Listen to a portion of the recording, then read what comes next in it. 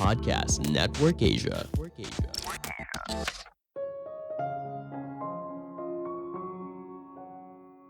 Ilmu ekonomi akan membantu kita memahami dunia dengan lebih baik. Halo semuanya, nama saya Michael. Selamat datang di podcast saya, Sikutu Buku. Kali ini saya akan bahas buku Freakonomics karya Stephen D. Levitt dan Stephen J. Dubner. Sebagai informasi, podcast Sikutu Buku sekarang bergabung dengan Podcast Network Asia dan Podmetrics loh. Sebelum kita mulai, buat kalian yang mau support podcast ini agar terus berkarya, caranya gampang banget. Kalian cukup klik follow. Dukungan kalian membantu banget supaya kita bisa rutin posting dan bersama-sama belajar di podcast ini. Buku ini membahas bagaimana menggunakan ilmu ekonomi untuk menjelaskan berbagai hal yang ada di masyarakat. Misalnya, apakah pengedar narkoba semua kaya raya? Kenapa seorang bisa curang? Bagaimana kita bisa memanipulasi informasi yang orang lain tidak tahu? Pertanyaan ini menawarkan kita untuk berpikir sebuah masalah dengan lebih dalam, dan uniknya, pertanyaan ini bisa dijelaskan melalui ilmu ekonomi. Misalnya, kita bisa menggunakan insentif untuk mempengaruhi perilaku orang lain, entah membuat mereka berhenti melakukan perilaku yang buruk, atau malah mendorong mereka melakukan kecurangan. Penulis berusaha memberikan kita perspektif baru dalam melihat dunia, dan pada akhirnya, kita pun bisa melihat dunia dengan sudut pandang yang berbeda. Saya merangkumnya menjadi 3 hal penting dari buku ini. Pertama, cara mengubah perilaku orang lain. Dalam hidup, kita pasti pernah merasakan insentif. Misalnya, saat orang tua memberikan hadiah kepada anaknya saat mendapat nilai 100, atau perusahaan yang memberikan bonus bagi karyawan yang mencapai target penjualan. Walaupun kelihatannya sederhana, ternyata pemberian insentif tidak semudah itu.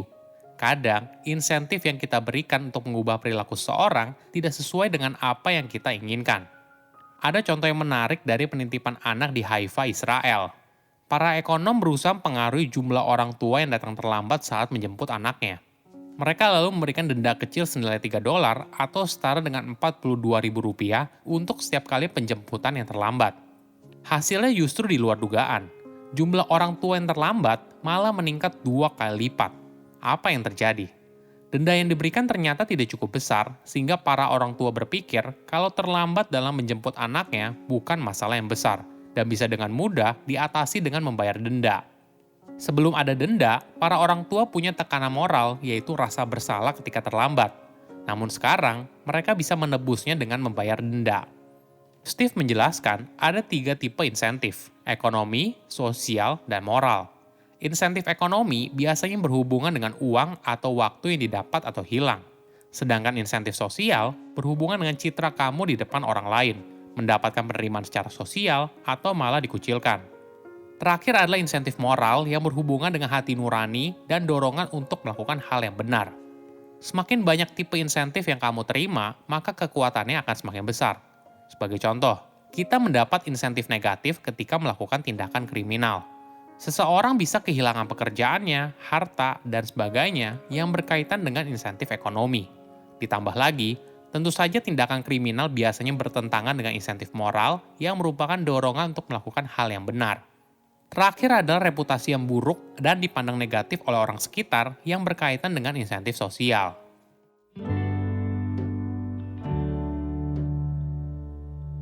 Kedua, saran ahli tidak selalu baik. Dalam hidup, kita pasti butuh masukan dari para ahli, misalnya saat memperbaiki sesuatu, memiliki masalah hukum, atau membeli sebuah barang. Kita butuh masukan mereka untuk mengambil sebuah keputusan.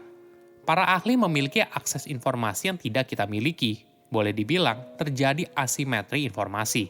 Salah satu pihak memiliki informasi yang lebih banyak daripada pihak lainnya. Walaupun para ahli biasanya diberikan bayaran atau komisi atas keahlian mereka, tapi kadangkala mereka juga menggunakan keuntungan informasi ini untuk kepentingan pribadi. Ada contoh yang menarik dari jual beli rumah. Bagi kebanyakan orang, menjual rumah adalah salah satu transaksi keuangan terbesar dalam hidup. Proses ini boleh dibilang cukup rumit dan menghabiskan banyak waktu. Oleh karena itu, biasanya kamu butuh agen properti sebagai perantara. Kamu percaya mereka bisa membantu kamu mencari calon pembeli dengan harga terbaik. Namun kenyataan justru yang terjadi sebaliknya. Walaupun keuntungan mereka berasal dari komisi penjualan rumah, Tapi kadang mereka menjual rumah di bawah harga sesungguhnya agar mereka bisa mendapat komisi secepat mungkin. Penelitian menunjukkan ketika agen menjual rumah mereka sendiri, biasanya mereka membiarkannya untuk dijual lebih lama demi mendapatkan harga yang lebih tinggi.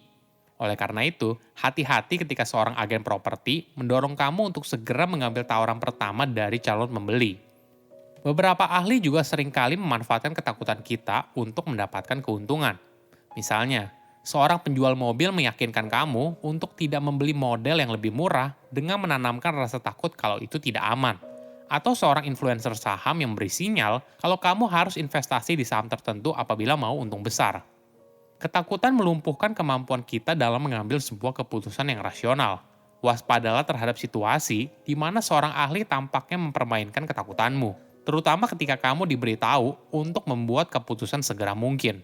Dalam kasus seperti itu, cobalah untuk memiliki strategi yang akan memberi kamu waktu dan ruang yang berharga untuk mempertimbangkan pilihan dengan tenang. Selain itu, kamu juga bisa mencari informasi pembanding di internet.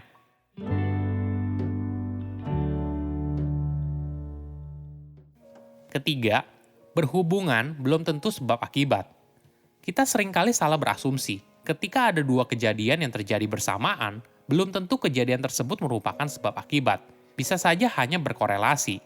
Meskipun kota Denver dan Washington DC memiliki populasi yang kurang lebih sama, Washington memiliki 3 kali jumlah polisi yang lebih banyak dan juga 8 kali jumlah pembunuhan yang lebih banyak. Apakah kamu berasumsi kalau polisi lebih banyak maka menyebabkan tingkat pembunuhan yang lebih tinggi? Ketika kita melihat peningkatan faktor tertentu misalnya X sesuai dengan peningkatan faktor lainnya misalnya Y, kita tergoda untuk berpikir ada sebab akibat yang artinya peningkatan X menyebabkan peningkatan Y. Ada contoh yang menarik soal uang dan politik. Kebanyakan orang akan setuju kalau uang memiliki pengaruh yang kuat terhadap hasil pemilu. Dan faktanya, data menunjukkan bahwa kandidat dengan kampanye paling mahal biasanya menang. Kita cenderung secara logis menyimpulkan bahwa uang adalah penyebab kemenangan. Tapi apakah itu benar? Dengan mempelajari kandidat yang maju dalam pemilu berturut-turut, ditemukan bahwa sebenarnya jumlah uang yang dikeluarkan hampir tidak berpengaruh pada hasil. Kandidat yang menang dapat memotong pengeluarannya menjadi setengah dan hanya kehilangan 1% suara. Sedangkan kandidat yang kalah dapat menggandakan jumlah yang dibelanjakan, tetapi hanya mengharapkan peningkatan 1% suara mereka. Terkadang apa yang terlihat belum tentu kejadian yang sebenarnya. Pada awal tahun 1990-an, tingkat kejahatan di Amerika Serikat tiba-tiba menurun.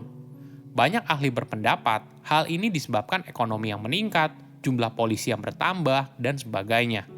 Namun ketika diteliti lebih lanjut, faktor yang paling besar adalah aborsi. Sebagai informasi, 2 dari prediktor terbesar dari perilaku kriminal masa depan seorang anak adalah tumbuh dalam keluarga broken home dan hidup dalam kemiskinan.